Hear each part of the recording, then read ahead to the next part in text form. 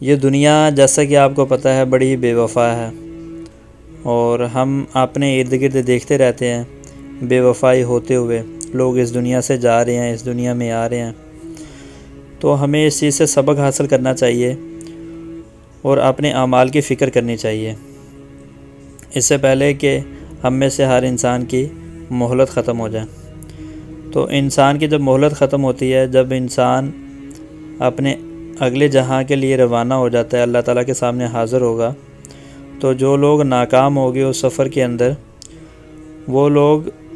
آرزویں کریں گے۔ تو ان کی آرزوؤں کو قرآن مجید میں ایسے بتایا گیا ہے، اے کاش میں مٹی ہوتا، اے کاش میں نے اپنی آخری زندگی کے لیے کچھ کیا ہوتا، اے کاش مجھے میرا نامہ اعمال نہ دیا جاتا،